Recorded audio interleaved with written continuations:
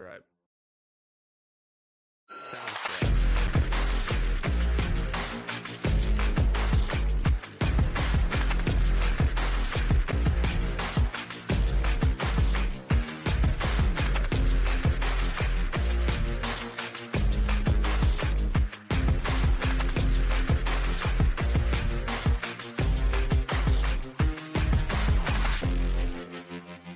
Soundstripe. Welcome in, everybody, to the NFL Week 8 preview show with Uncle Phil and Smooth Andy. Thanks, everyone, for joining us this evening. Wednesday show tonight, a little different than the usual Tuesday, but nonetheless, looking forward to it. Uncle Phil, Smooth Andy, how are you guys doing? Good, yeah. Wednesday was a little bit better, worked better for me this week. Smooth Andy, Matt, thank you guys for being flexible. Yeah, big week for me in week 7. Topped it off with 4-0 on Monday Night Football. Was a really good week. I told you guys I was seeing things well, and this was going to be a good week, and we were going to make some money. And sure enough, that's exactly what we did. It was a great week for me. Smooth Andy, how you feeling tonight? Oh, harried. Yeah. Work keeps intruding. I'm sort of multitasking here with you. Yeah, I understand. It's appreciate your flexibility tonight. Especially with the day job. So, look, this is our fun night job. It's great. We love this. This is something that we love, and would do this full time if we could. But yeah, it's a good time. Let's get into this. Week 8. Look, you had, we had 3 weeks ago. We had the underdogs of 5 points or more were over 80% cover rate. 2 weeks ago, they fell to 78%. This week, they are down to 64% as a cover rate. Really, the underdogs of 5 or more points went 1-4 against the spread. That's obviously tough on a system like yours that prefers dogs, looks for that. But we've kind of after 2 really heavy public weekends, we have to be close to the end on the public covering, right, Andy? I don't know. I mean, I've been flabbergasted the last couple of weeks. Yeah. It's not just having losing weeks. It's having just like completely one-sided losing weeks where everything just seems to go the wrong way. Yeah, it's Yep. These teams are hard to assess. I have to say that we do pick and lines, and I haven't had so many. I don't think I've had a season where I had the wrong team covered as many times as we've had this year. I'm only halfway through, and I got 2 or 3 wrong today again. It's just really hard to see where Vegas is on some of these teams. It's I don't get it. But and then I think, oh, well, that's a good line to bet on, and then it ends up going against me anyway. So we'll see. I'm confident I'm going to pull out of this nosedive very soon. I just can't be sure. I thought I'd pull out of it last weekend, and it just was more the same. So well, it's just been a short nosedive for you the past couple of weeks because favorites have been covering at an unbelievable spread. You were tearing it up for a few weeks, and the public's had their day the past couple of weeks. It feels like this one might be yours. Looks like, as I was going through the lines this week, looked like there were several opportunities for dogs covering. Looked like this might be a week where Vegas gets some of their money back from the public. What do you think? I hope so. Certainly do at this point. Yeah. Yeah. I mean, they're not going bankrupt, so hopefully I'll be back on the right side soon. Yep. Absolutely. My apologies. I had it 3 weeks ago. They were above 80%. 2 weeks ago, they were 78%. Last week going into it, they were 64%. This past week now, they are 55%. The dogs of 5 are the of 5 or more covering. So we've kind of got to be around the bottom to me. At least that's what I think it is. But we'll see about that. Quickly, as far as more of an introduction, this is kind of one of the odd weeks in the middle of the season where we don't have any teams on a bye. We have a fireworks show. All 32 teams get to play. I'm sure some teams wish they had a bye this week, but should be a good game. Do you approach this differently with no teams on a bye, or is it just strictly, whatever fits your metrics on a line, or do you ever factor that really in? No, just whatever the metrics kick out. Yeah, the numbers dictate it for you. Yep, totally. Yep. Yeah, totally understand that. Look, I think it really what makes us such a good pair is that you are a technical analysis guy. You're driven by the numbers. The numbers lead you in your predictions. It happens like it happens to me. We're not often, but we're on the wrong side, and it just happens. But for the most part, we're on the right side. I feel like this week, I feel like there's a lot of dogs here, and I feel like that's what I'm seeing this week after going to the lines. It'll be interesting to me as I've guessed the lines. It'll be interesting to me to see what you say are the actual lines. So if that actually verifies it to me, because, in case you're first joining in, I never look at the lines of NFL until Smooth Andy and I do the preview each night. It's really, or each Tuesday night, typically Wednesday night this time. It's really been hard for me not to look at the lines. I certainly have done it in college, but it's our process. This is what really the initial step of handicapping these teams and seeing how far we're off and why we might be off, and we analyze these lines. So it's certainly better to do it early in the week rather than when you're under fire trying to make a guess, so that you kind of start planning out methodically how you're going to attack the weekend. It's what really has made us successful over the years. So this is a good process. But let's get to it, man. Okay. Here we go. Thursday night, Minnesota 5-1 at LA Rams 2-4. Minnesota coming off a loss to Detroit 31-29. That was a good game. And the Rams coming off a win over Vegas 20-15. That was not a good game. Not a good game, and a game they may not even should have won.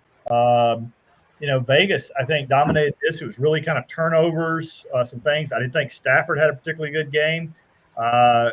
I even heard rumors today of Stafford potentially being on the trade block, which seemed a little bit far-fetched to me, but he is getting a little bit older in the years. And, I know Cooper Kupp's on the trade block out there, most likely will get traded to some team at this point. Looks like Pittsburgh may want a slot guy. It'd be interesting to see. I have got this one. I'm not sure. I had tough on this one. I've got Minnesota favored by 4 points, and I've got a total at 47. Okay, you said 47. Total open 46. It is now 48. So you got it right in the middle. Okay. You said 4. Minnesota -4. I said -6. I was actually really surprised. This came in at 3. And it's still 3. Now, in a normal year, this wouldn't surprise me. This would be about right to me because you flip it, it's 9 in Minnesota. But this year's not a normal year. Normally, when I look for a short road favorite like this, it's usually around 3. And this year, there have been a lot of them that are a lot higher than that. And we'll get to one of those later. Actually, a few of them. Feels like to me, Vegas is begging you to take Minnesota in this game. Yeah, the short 3. And off a big emotional loss versus Detroit. And just so this is kind of a little known stat, but something I've been following. You remember how last year, because San Francisco would beat everybody up, they would lose the following week? every team that's playing Detroit loses the following week. Detroit is kind of the new San Francisco. So if you play Detroit 1 week, the following week, it's kind of bad news for you. You typically lose. So off a short week, off an emotional game, the Rams are getting Cooper Kupp back for this game, so he'll be active. They just opened the 21-day practice window on Puka Nacua. I'm not sure how that's going to work, but an interesting deal. One other thing I started looking at this week is who teams have beaten and who they've lost to. San Francisco or Minnesota's beaten the Giants, San Francisco, Houston, Green Bay, the Jets. A couple fairly good teams, and have lost to Detroit. The Rams have beaten San Francisco and the Raiders. They've lost to Detroit, Arizona, Chicago, Green Bay, Minnesota. They've had a really tough time, or Green Bay, rather, excuse me. I haven't lost to Minnesota yet. We'll see. But, they've played 3 out of the 4 teams of the NFC North. This kind of completes it for them. I'm sure they're ready to see the NFC North in the rearview mirror, but they've played them all fairly competitively. But should be an interesting game on that. Do you have any thoughts on this game at all? Other than what you said about about it looking like Vegas was begging people to just bet on Minnesota. Yeah. Not really. The question is, can you trust the Rams? I mean, they could only put up 20 against Vegas last week. I think they'll had a bad game, period. I think so. I mean, they definitely are a better team than they showed, even though they won. Right. Yeah, we'll see. Should be an interesting game. Okay, let's move on. Okay, next one is Atlanta. This is the first 1:00 game. Atlanta 4-3 at Tampa Bay 4-3. Atlanta coming off the loss to Seattle 34-14, and Tampa coming off the loss to Baltimore 41-31. Okay. For some reason I had that further down on my card. Let me get to it. All right, let's see. Yeah, things. FYI, things got a little jumbled this week because they started off. They had the Kansas City. I think it was the Kansas City game was listed like as the second game on Sunday, even though it was a 4:00. And then they finally moved everything around, and I'd already set up the spreadsheet. Gotcha. No big deal. Look, just to clean things up from the previous game, obviously no weather in LA because they're in a dome there. At Tampa Bay, there is weather, but it's of no consequence. It's 80 degrees, partly cloudy, northeast winds at 8 miles per hour. This is the battle of first place of the NFC South. Should be kind of an interesting deal. My guess on this one is that I've got Tampa Bay 2.5, and I've got a total of 49. Okay, you said 49. Total open 45.5 or 45, and it's up to 46. You guessed Tampa 2.5. I said Tampa 2.5. Opened Atlanta 1.5, and it's up to 2.5. I'm guessing that's because of Mike Evans and Chris Godwin. Godwin. Chris Godwin.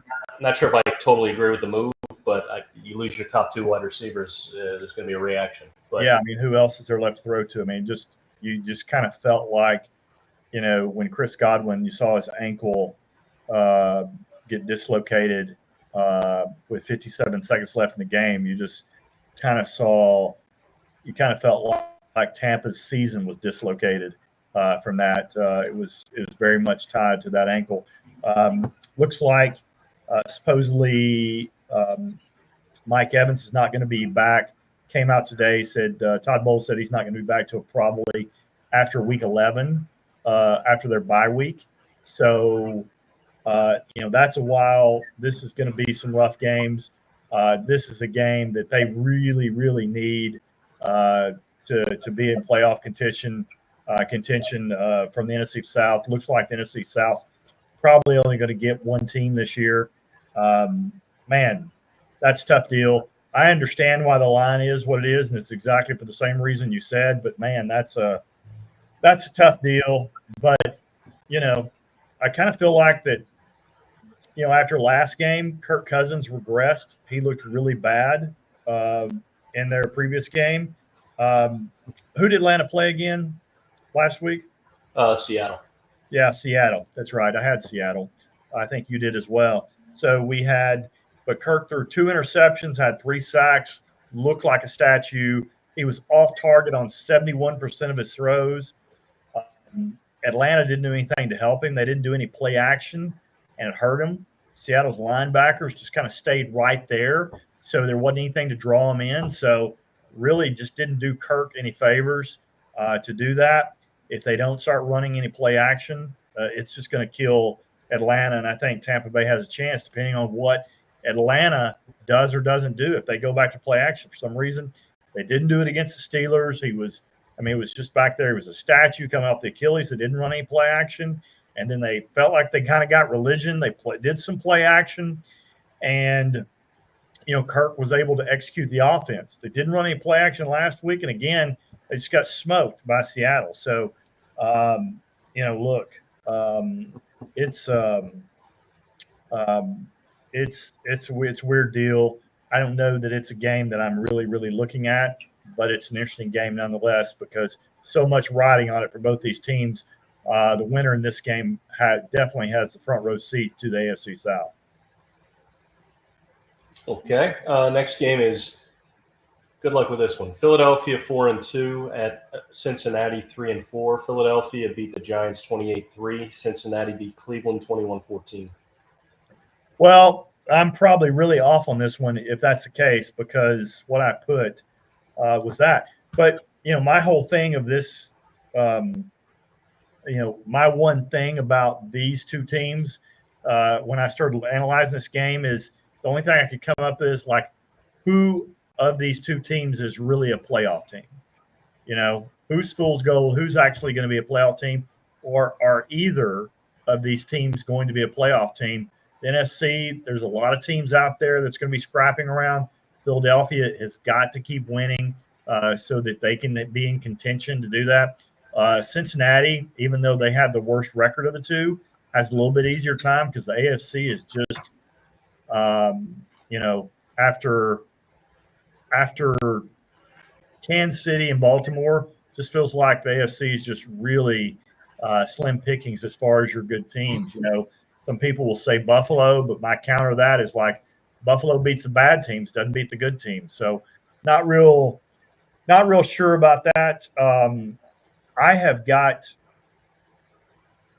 Cincinnati -3.5, and I've got a total of 41.5. Okay. Total, you said 41.5. This one's way higher. It's 47 is the opener. 48 is where it is now. It's gone up. You got the right side. You're a little high. You said Cincinnati -3.5. I had Philly -2.5, especially coming off of that game against the Giants when Cincinnati barely beat Cleveland last week without Deshaun Watson in most of the game. I just thought Philly should be favored on the road, especially since there's so much of that going on. But anyway, you said 3.5 Cincy. I said 2.5 Philly. It's open 2 Cincy. It's 2.5 now. Yeah, to me that seems right. Philadelphia comes off a big emotional conference game against the Giants. It was really a revenge game. They were trying to get Saquon to score and to do all this. A lot of preparation that, as we've known, Nick Sirianni is very emotional. Sometimes he doesn't do. Sometimes he kind of coaches that way. You kind of want, when it comes to your coaches or your surgeons, you want kind of an even-tempered person. You want something that if something goes wrong, you never notice it. And the same thing there. So I can see a little bit emotional. Still not sold on Zach Taylor. Cincinnati, I will say, they beat Cleveland. It was Joe Burrow's first win at Cleveland in his 5 seasons there. That's just an unusual deal. And I think Cincinnati. I had Cincinnati as one of my picks. I had them as one of my best bets. It covered. It won. But quite candidly, I felt fortunate because Deshaun was playing well that game. And if Deshaun had stayed in that game, I think they probably would have beat Cincinnati that game. So it was very interesting. Looking back at Philadelphia, who they've beaten this year, they've beaten Green Bay, they've beaten first game of the year, obviously in Brazil, beat New Orleans, beat Cleveland, beat the Giants. They've lost to Atlanta, lost to Tampa Bay. Cincinnati, on the other hand, beaten Carolina, beaten the Giants, beaten Cleveland. Some of the same bottom dwellers as Phillies played. They've lost New England, terrible loss. Kansas City, Washington, not a good loss there, and lost tough one to Baltimore on a bad snap by the holder. I think it's an interesting game. To me, again, who comes out of this game is really tells me who's going to have a playoff spot, and I don't know who it is going to be right now.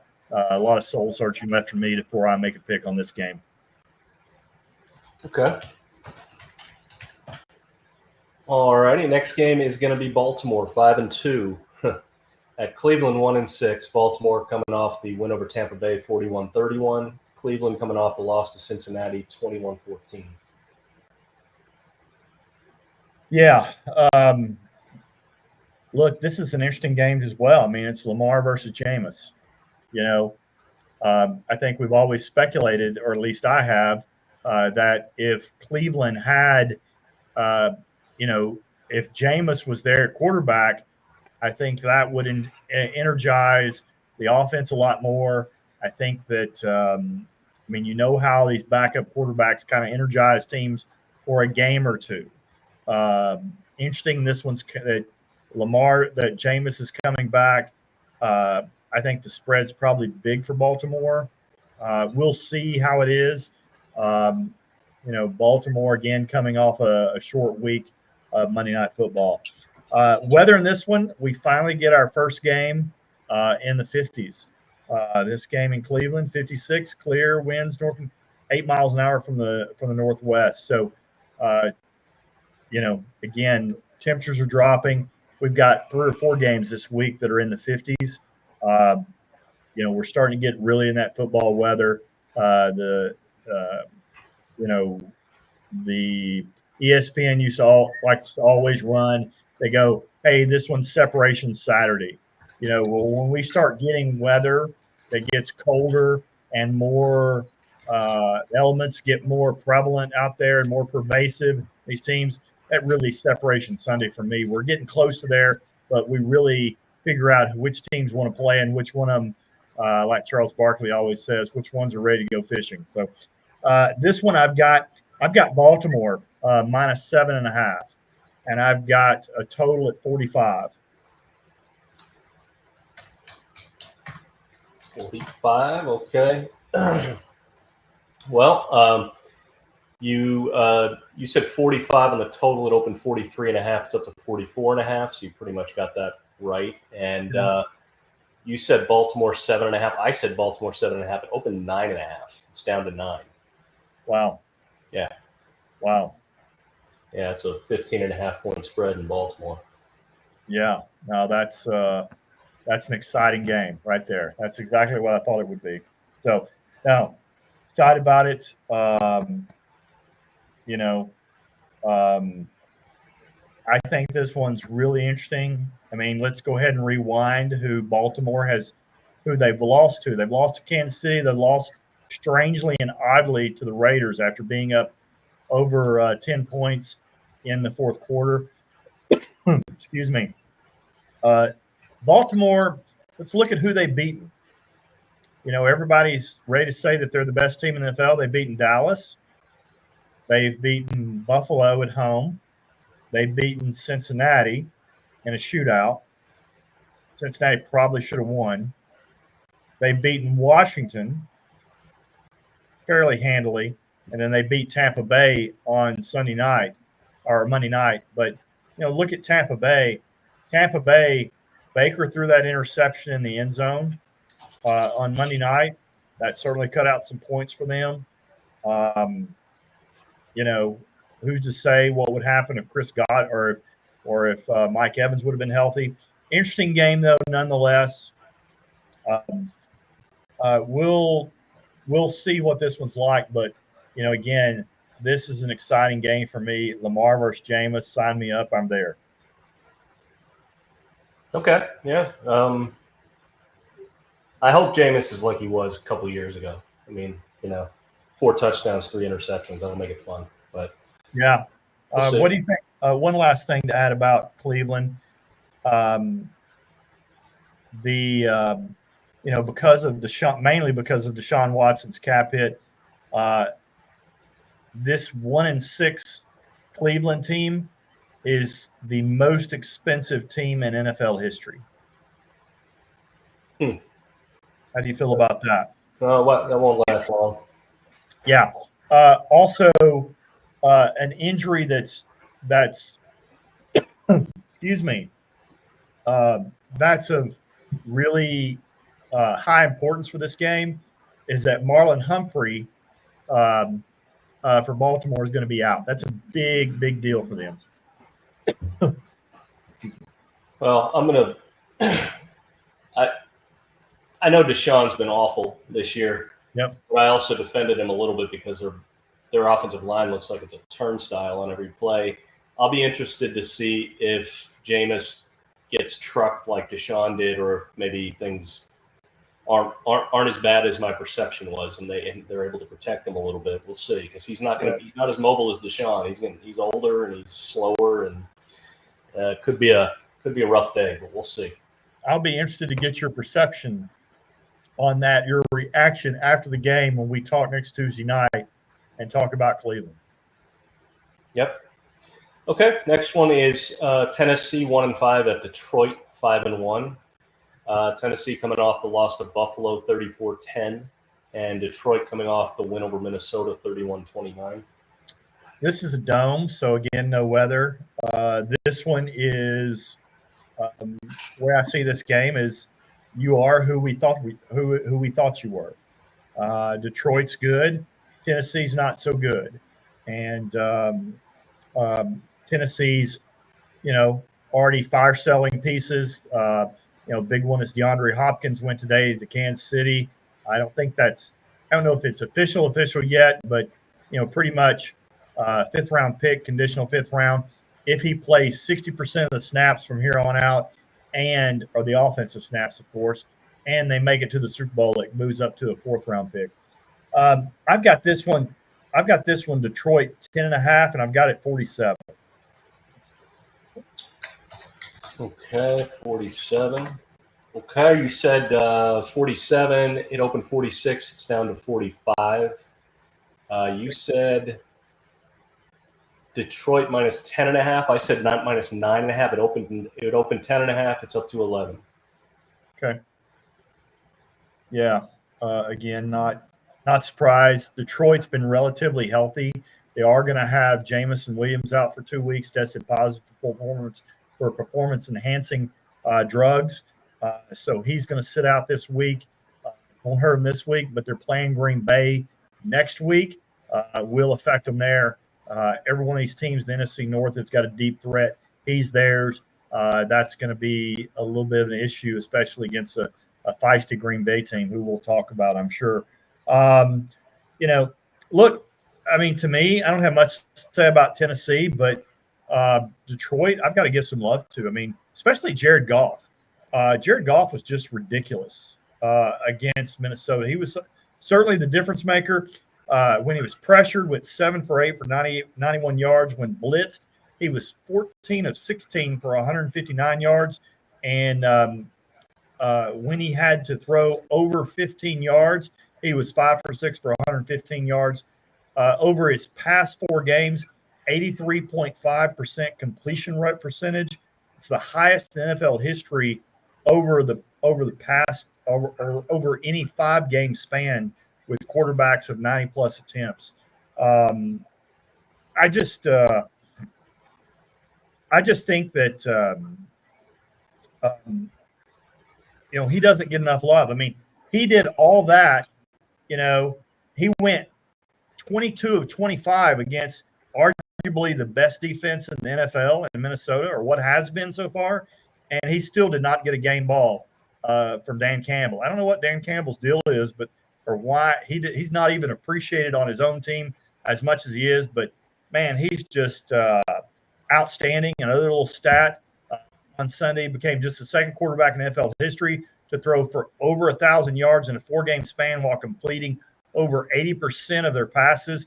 The only quarterback to do that ever was 2008 MVP Peyton Manning. Look, the other thing, golf gets overlooked. You and I have been bad about this. We talked about Lamar, we talked about Mahomes, potentially being, and Derrick Henry being MVP pennant candidates. We don't talk about golf, and I think golf just doesn't get enough love, and that was my one thing about golf. The other thing that, from a defensive standpoint, I thought defensive coordinator Aaron Glenn just did a masterful job making up for Aiden Hutchinson. He did more of a group approach. They increased their blitz rate was about 27% in their first 5 games. Against Minnesota, it went to 53%. They're trying to make up for that. They know that Aiden Hutchinson's a loss, but I thought Aaron Glenn did a great job as well. But darn it, this little speech is about Jared Goff, and I thought he just did a fantastic job. Just doesn't get enough love, even from his own head coach. Okay, next one up is Arizona 3-4 at Miami 2-4. Arizona coming off the win over the Chargers 17-15, and Miami coming off a loss to Indianapolis 16-10. Yeah, I've got this one to a B or not to a B. This is an interesting deal. I think Tua is probably coming back for this one. At least it looks like. I've got 81 degrees, 4% chance of showers, winds from the northeast at 13 miles per hour. A little high on the winds, but nothing significant for either one of these quarterbacks. I've got Miami, assuming Tua plays, I've got -3 and a 43. -3, 43. Okay, you said 43, open 47, down to 45.5. You said Miami 3, I said Miami 3, open Miami 3, still Miami 3. So kind of a bailout deal. Arizona coming off a short week. I personally didn't think that Miami was that great with Tua before he got injured. So, this team at 2-4 versus Arizona that's now 3-4. All those similar records feels like totally different teams to me right now. But anyway, that's all I got. All right. Next game is New York Jets 2-5 at New England 1-6. Jets coming off the loss to Pittsburgh 37-15. New England coming off the loss to Jacksonville 32-16. Yeah, where Atlanta and Tampa Bay had the battle for first place of the NFC South, we now have the battle for the basement of the AFC East. Just really kind of an odd deal. We almost got to the 40-degree mark in this one. It stopped right at 50. Weather's supposed to be 50 degrees, clear, northwest winds, 9 miles an hour. I've got this one. I've got Jets -3 and a total of 43.5. -3, 43.5. Yeah. Okay, good. You're just as clueless as I am on this one. Probably. It's always nice when I feel like I've completely messed one up that you get the same problem. Not quite as bad as me, though. Okay, 43.5 is your total. It said it opened 41, still 41. You said Jets 3. I said Jets 2.5. It opened 6.5, and it's up to 7. Holy smokes. Yeah. Jets just got beat by 22 points by Pittsburgh last week. They're 2-5. They haven't beaten anybody. I don't get it. I know New England looks completely washed and done, but so do the Jets. I mean, I don't know. I'm going to be hard pressed to even think about betting them the rest of the week or the year. What was the score of when the Jets played New England? I don't know. What week was that? Yeah, I think it was week 2. I think It's not week 2. I just saw week 2. Jets. And then it had to be pretty soon thereafter. Let's see. They played Patriots in week 3, and they won 24-3. I think that's probably what's driving the number. Obviously that was with a different quarterback for New England. I really like Drake May. The problem is that that's all New England has, right? Since he's come in, this is how bad their offensive line and their running game is. Drake May has led New England in rushing the past 2 weeks since he's come in. Look, I thought he's played well. I wasn't as high on him coming out. I felt like he made a lot of mistakes at North Carolina. I thought it might take a little bit for him to develop, but he looks good. He looks like he's got some good coaching. I felt like that he's doing a good job with that. One impactful injury, offensive lineman Xavier Newman, who left the game during a stretcher because of his neck against Pittsburgh, has been placed on IR today. Don't know how long he'll be out, but at least it right now doesn't appear to be season ending. Look, this Jets team, especially on defense, is an absolute mess now that they fired Robert Saleh. Robert Saleh was the best coach in the building. I said it when they fired him. I put it out on X when they fired. I was like, wow, you just fired the best coach in the building. And, had Jets fans come back and say, hey, we still got our defensive coordinator. I'm like, no, it's not how this works. You put your defensive coordinator as head coach. Robert Saleh was the architect of this defense. And now you've got your defensive coordinator as head coach. He's got a tremendous amount of responsibilities. He's no longer really fully, paying attention to all the details of that defense because he's got other things to do. And now his defense just looks bad. I mean, it looks bad. I thought that Pittsburgh just abused them. Aaron Rodgers looks bad. Details are what they're missing. The cadence thing that Aaron Rodgers has lived on over the years. I felt like he just melded in. He's just like, hey, I'm 40. I don't need to go to mini camp. I go to Egypt. And you should have had your butt in mini camp working on the cadence. So you guys should, when it's under pressure time, you would have that. It's down and it's down cold so that you guys aren't making mistakes. And now it's just it's a bad deal. There's really no one left for Aaron Rodgers to blame. He can get everybody out. I'm a huge high accountability person, and it flies all over me when somebody else starts, projecting like, oh, Mike Williams didn't run this or Robert Saleh. It's blame, and never taking personal accountability for yourself. Does a little bit of that, in some of these interviews. I think he did one with Pat McAfee. It's like, hey, I need to do this better. But, all these other things need to happen too. And he just never puts it all on his shoulders. He's just not that guy. And it's unfortunate for Jets fans, but that's kind of the way I see it. It's about as much as I can do is talk about this game when I don't see anything else. Obviously, Hassan Reddick is back during in the building. Not sure if he'll make his debut this week. The problem with the Jets, though, is that Reddick coming back, is known as a pass rush guy. What they're doing is they're getting run all over right now. Now, New England, I don't know they can exploit that because they're not a good running team. They're not dead last in the league at running. That's reserved for the Cowboys, but they're right next to them. Okay. Next one up is Green Bay 5-2 at Jacksonville 2-5. Green Bay coming off the win over Houston 24-22. Jacksonville coming off a win over New England 32-16.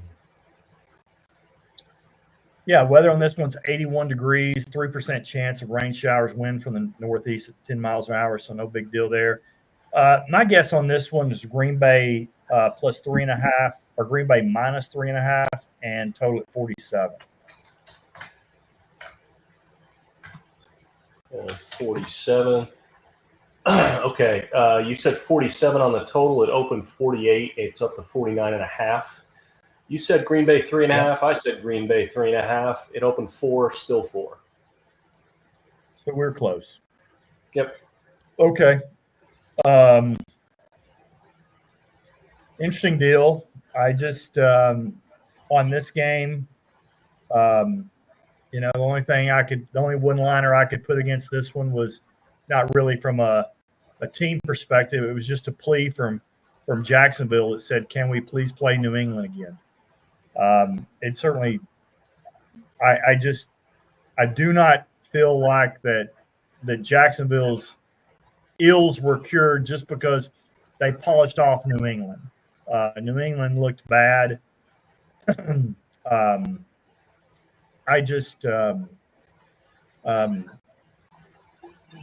is a really tough matchup for them. I felt like Jeff Hafley, I gave him no credit. I didn't say give him no credit. I just was skeptical of him coming in as defensive coordinator. He'd only been defensive coordinator one time, and that was co-defensive coordinator at Ohio State before coming and accepting this job. I was kind of concerned about LaFleur hiring a friend, but look, kudos to him. He's done fantastic. They held the Texans to negative 0.2 yards per play on third down. They just did an amazing job. They had these 7-up pressures. Really, I felt like Green Bay stole a lot against Houston. They stole a lot from Minnesota, and how Minnesota played Houston. We'll kind of get into that as we get into Houston's game. But they held C.J. Stroud to a career low 86 passing yards. So they took what Minnesota did and even made it better. The only thing that concerns me about Green Bay is that they have they've beaten Indianapolis, Tennessee, the Rams, Arizona, and Houston. Only 2 of those teams have winning records. So still more to find out for me about Green Bay. Anything else for you to add? Not really on that one. Yep.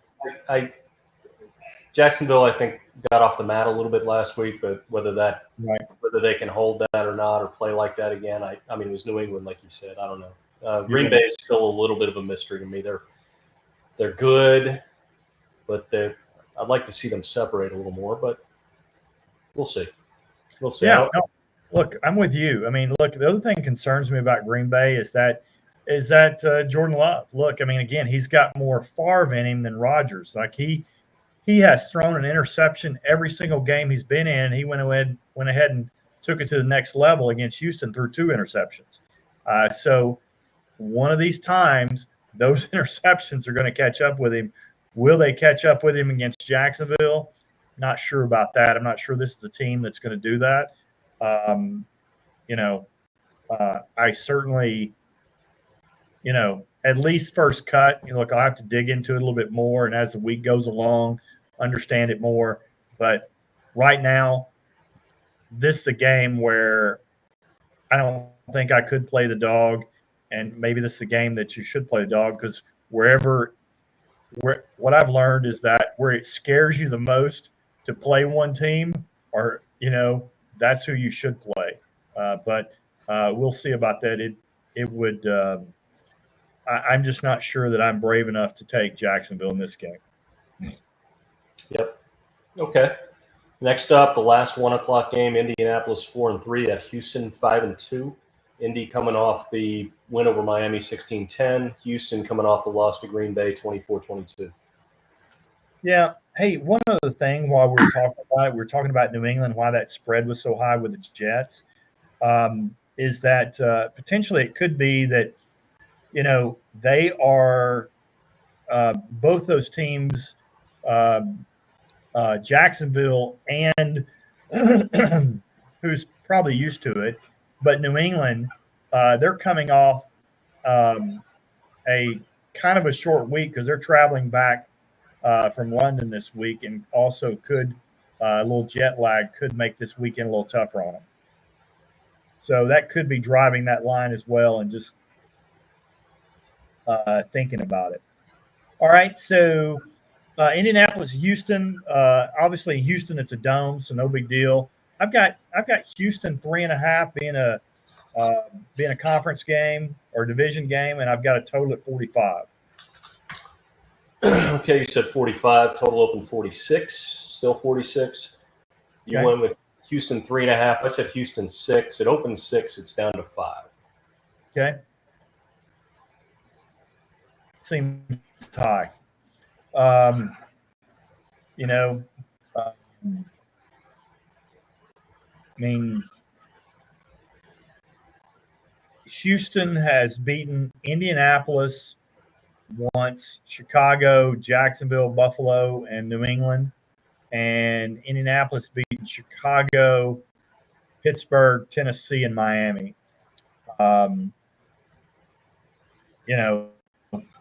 Indianapolis has lost to Houston, Green Bay, and Jacksonville. Houston has lost to Minnesota and Green Bay. So, be kind of an interesting deal.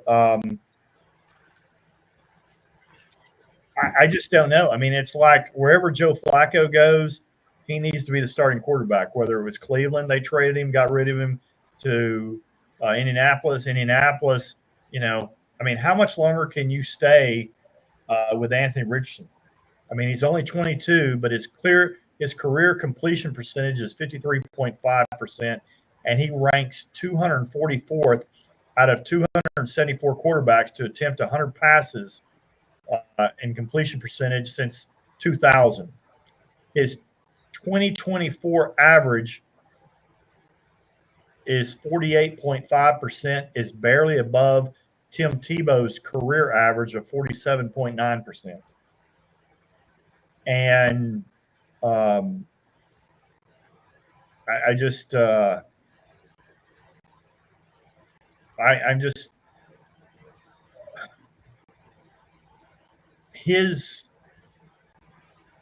his completion percentage right now would be, or his past year and a half with Indianapolis, obviously just a couple games last year and what he's done this year, is behind Jamarcus Russell's final season. He's below that. So just really bad. I mean, it's hard to put good money on Indianapolis right now with him as starting quarterback. If Joe Flacco's there, different. CJ Stroud's a little different as well. I mean, look, he is just not faring well against the blitz. The Texans had minus 17 yards on plays when Stroud was blitzed by Green Bay. CJ Stroud had a career low of 8 completions, only 8 against Green Bay. So I don't know what it is about the Texans this year. They just are not. They don't seem like the same team. I'm not convinced that they're that great, but I'm not sure that anybody in the AFC South is that great. I agree. Okay. Next up is the first 4:00 game. There are 2 4:05 games, 3 4:25 games. First 4:05 game is New Orleans 2-5 at the Chargers 3-3. New Orleans coming off the loss to Denver 33-10, and Chargers coming off the loss to Arizona 17-15. Yeah. I've got this one, the hopeless versus the team that has hope. This one's playing in a dome. Looks like I've got the Chargers. Very interesting. It's going to be kind of a quick turnaround. You got the Thursday night game in SoFi, then you've got Sunday in SoFi as well. So my guess on this one, I've got the Chargers -5, and I've got a total of 43.5.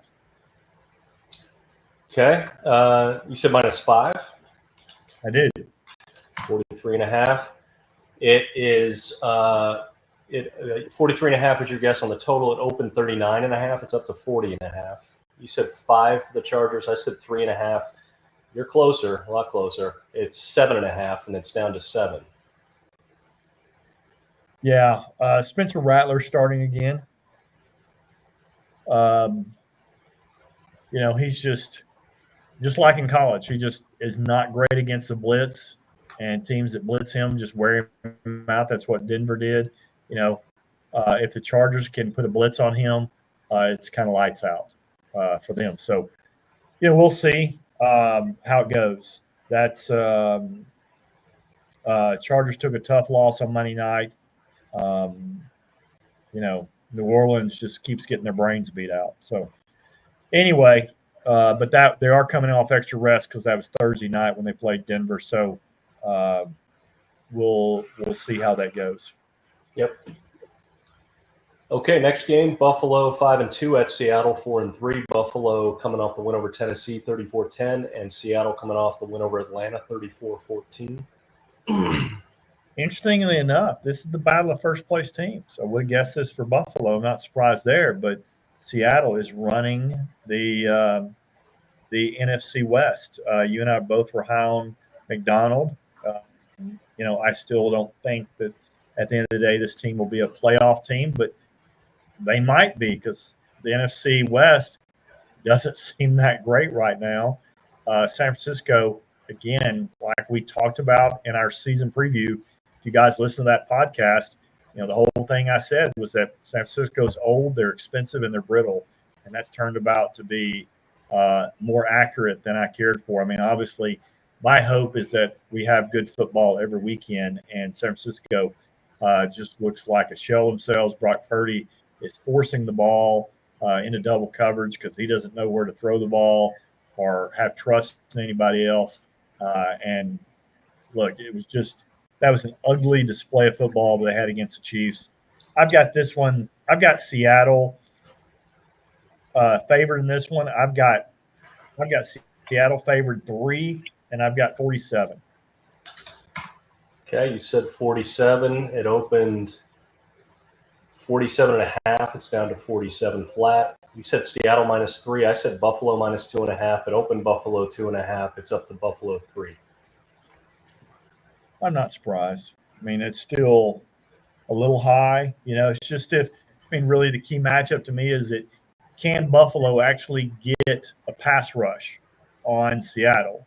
Because if they can get a pass rush on Seattle, which Atlanta couldn't, that's why I took Atlanta. It was all about a matchup, or so I took Seattle this past weekend because Atlanta has one of the worst pass rush win rates in the entire NFL. I think they're 31st. And so, that's the deal. Geno will pick you apart with those weapons. A big potential injury in this one. DK Metcalf looks like he's going to be out this game. I think he's got an MCL sprain. So that's a big loss as far as a weapon. I can understand why Buffalo's doing that potentially there. Buffalo's fairly healthy after the rash of injuries to start the year. Looks like they're pretty healthy. Amari Cooper looked like he integrated seamlessly in that offense, got him involved early, got touchdown passes. I certainly see why the spread's what it is, but I'll need to dig into this one more. Okay. Next one, first the 425 games, Kansas City 6-0 at Vegas 2-5. Kansas City coming off the win over San Francisco 28-18. Vegas coming off the loss to the Rams 20-15. Okay. This one's in a dome, so no weather. I've got Kansas City a lower spread than you might think. I've got Kansas City favored by 3.5, and I've got a total of 43.5. 43.5. Okay. You said total 43.5, open 41.5. It's still 41.5. You're way off on the line. I was pretty far off on the line too. You said 3.5 Kansas City. I said 7.5. It opened 9.5. It's up to 10. Wow. Yeah. Wow. Okay. What are your thoughts on that one? I'm probably going to be on Vegas. It's a division game. KC had a really impressive win against San Francisco last week. Still don't have any weapons, although they might have DeAndre Hopkins this weekend. But how much of the playbook is he going to know by the time he starts? Right. I just Vegas beat Kansas City one time last year when they were terrible. I'm not saying they'll win this game, but I'll take double digits on this one. I think. Yeah, My seems favorite. like a lot. Obviously, Aiden O'Connell's out with broken thumb. Gardner Minshew will be your starter here. It should be an interesting game. I mean, again, it's driven by defense. They're not winning by Kansas City's not winning by offense. DeAndre Hopkins. How much do you think that he'll help this team at his age? He's not that old. He's like 32 or 33, I think. No, he had 1,000 yards last year with Ryan Tannehill as his quarterback. Yeah. He still looks good to me. He still looks, fit. Doesn't look like he's put on weight or he's slowed down or whatever. As long as he stays healthy, I think he'll be able to do pretty well. I think if he started the year in Kansas City, he'd have 1,000 yards this year by the end of the year, but he won't probably because of that. He's only got like 160 or something this year because Will Levis is throwing to him. So we'll see. I think it'll take a little bit of time. I'm not saying that means they can't win this game or anything because they obviously beat San Francisco without anybody to catch the ball last week. I think they had like 9 targets to their wide receivers and 4 receptions or something last week, and that was it. Yep. So.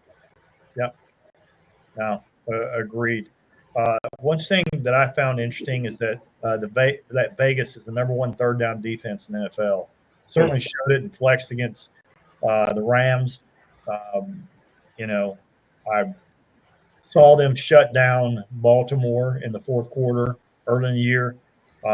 We'll see if they can do that again against Kansas City. Of course, they straight up beat Kansas City at Kansas City last year at the end of the year. So, all bets are off in division games. This one seems a really high line for me, at least first glance. Yeah, me too. Okay, next one is Carolina 1-6 at Denver 4-3. Carolina coming off the loss to Washington 40-7. Denver coming off the win over New Orleans 33-10. Yeah, this one is out in the elements in Denver, but not so bad. Just 75 degrees, perfect day, 1% chance of rain, southeast winds 5 miles an hour. So really a great day to go watch some football in Denver. If you're out there, you definitely should. I've got this one. I've got Denver, Bryce Young starting.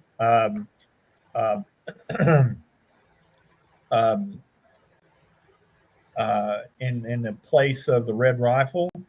Yeah, you'll see what the bettors think about that in a sec. Yeah, I've got Denver 5, and I've got a total of 39.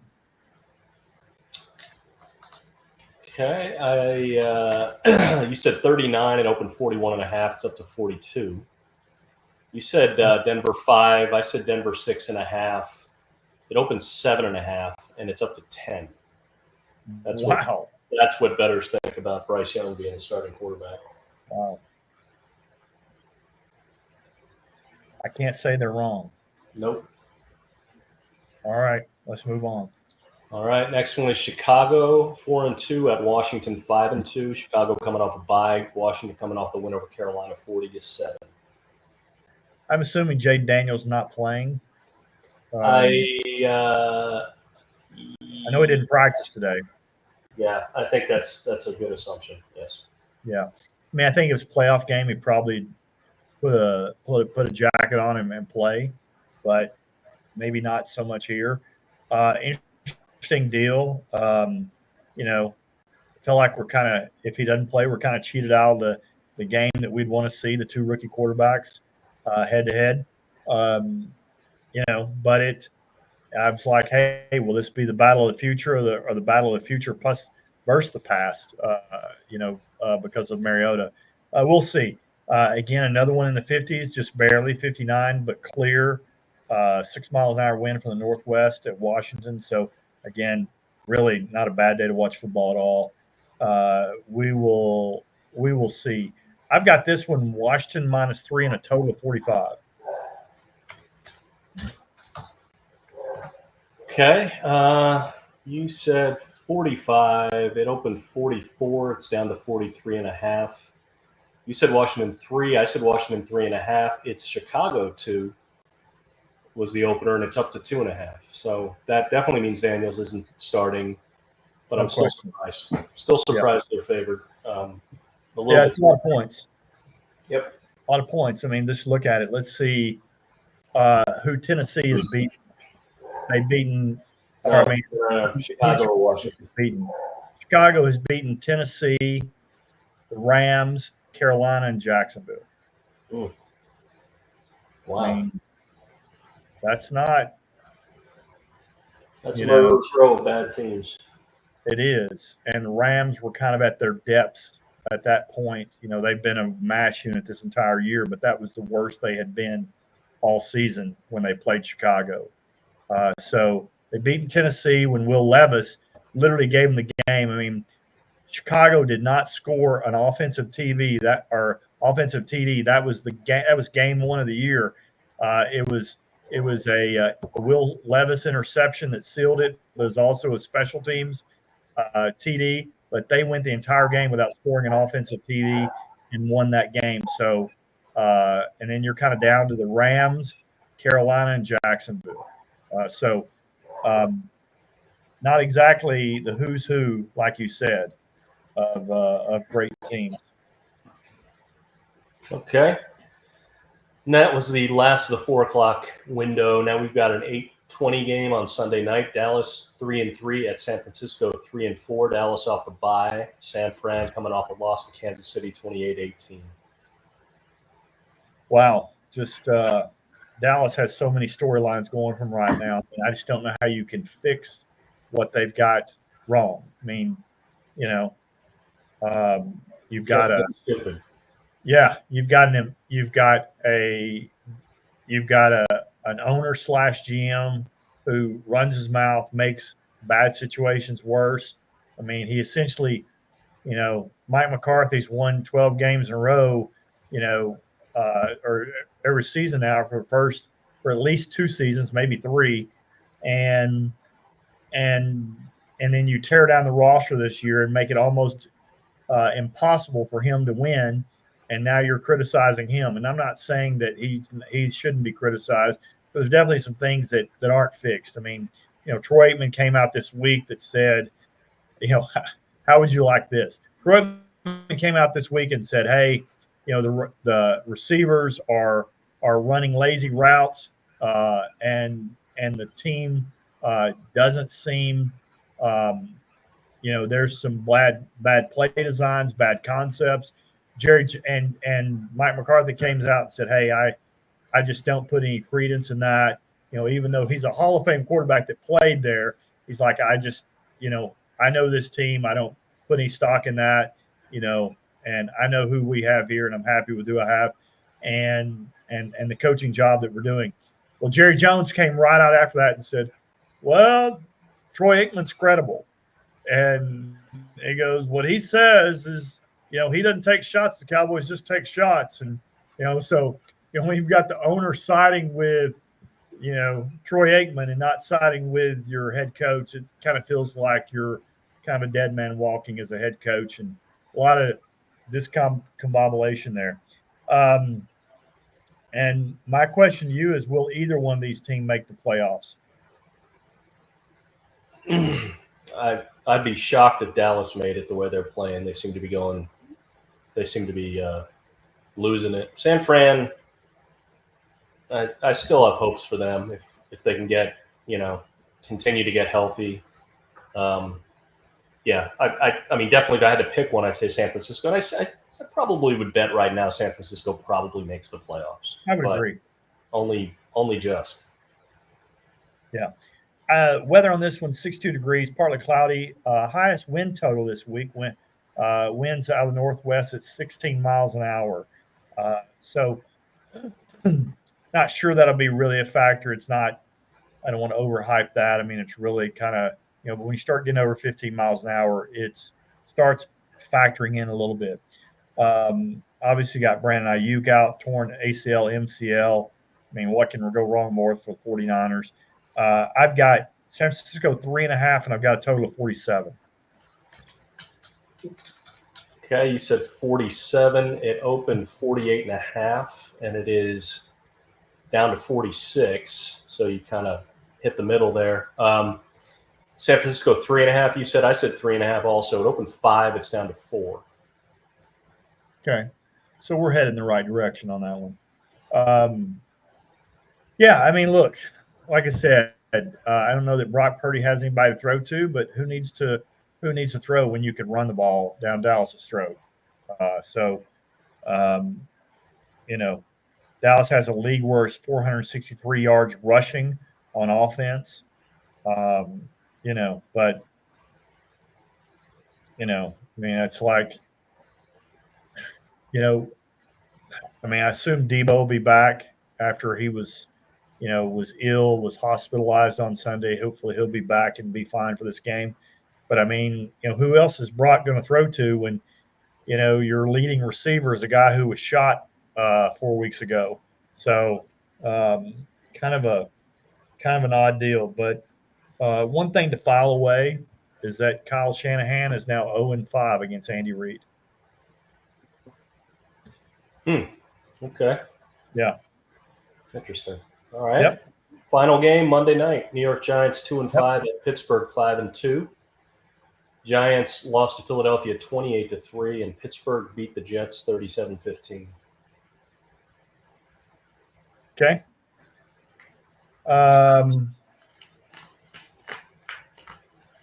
I've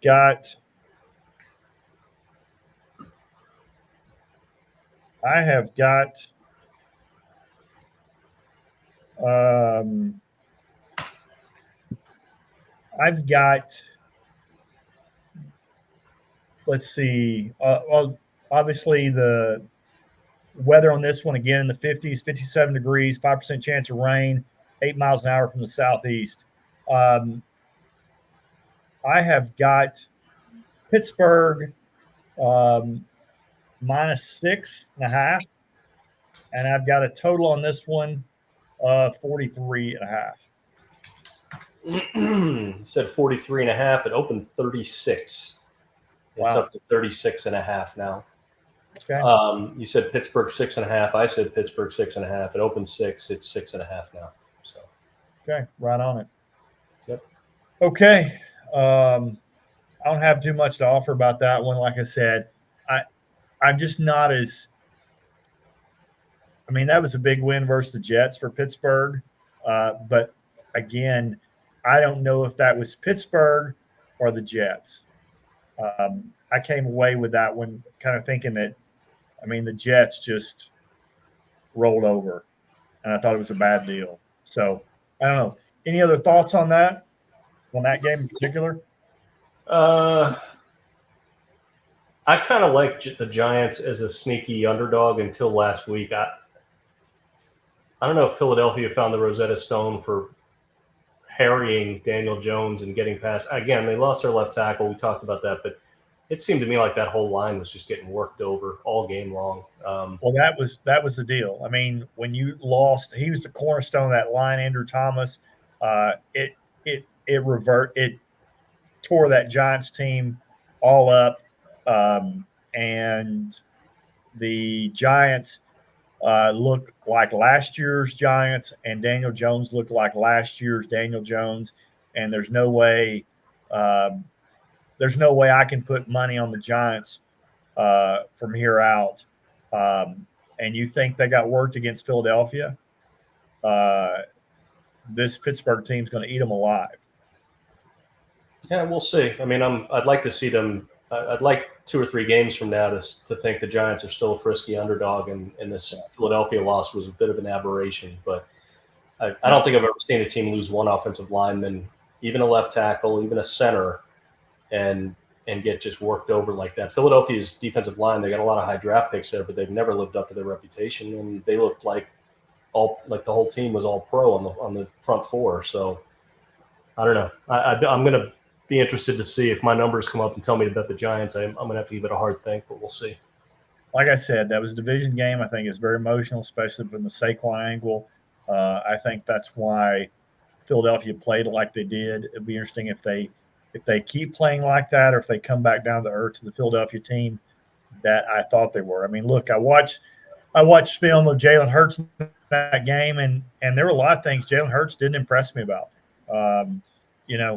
He is, if you watch Caleb Williams now, Caleb Williams in the pocket, his feet are just set and steady. If you watch Jalen Hurts, he's bouncing around, and he's missing some really open reads. I mean, when he threw that 4th down and 3 pass to A.J. Brown, that deep pass, it had no business going there. There were 3 underneath routes that it was supposed to go to first to get the 3 yards, and he chose to gunsling it. Again, it worked out for him, but it was absolutely the wrong read and the wrong play by him. And I don't trust Jalen Hurts. I think they were more lucky than good against the Giants. I think they found a spot. It'll be interesting to see how they do this week. I'm interested to see if some of that momentum that they gained potentially against the Giants can be carried on, or if that was a little bit of fool's gold as well. But Matt, I think that's all for us tonight. Good stuff. Before you guys go, what's the game of the week for you guys? Gosh, who do you think it is for you, Smooth Andy? Interesting question.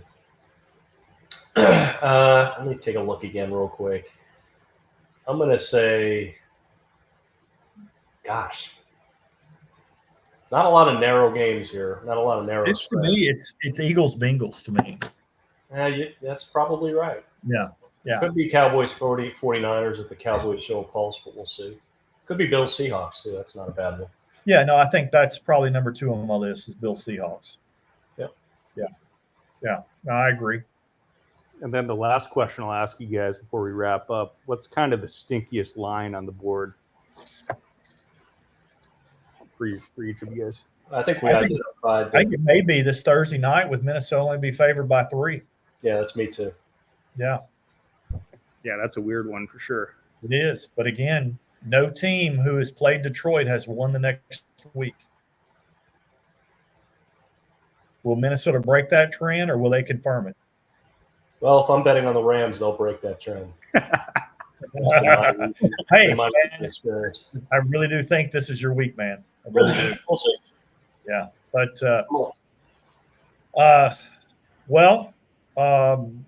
Matt, I think that's it for us.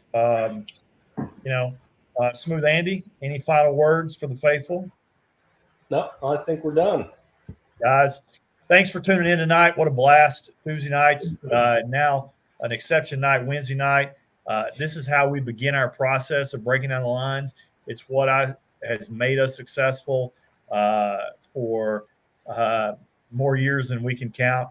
But we love football. As you can see, we really get into it. Glad that those that join in, you must really love football too. And we appreciate, hopefully some of this helps you and your handicapping process as well. And maybe you picked up some things that'll help you as well. But guys, thanks for tuning in. We just had an absolute blast.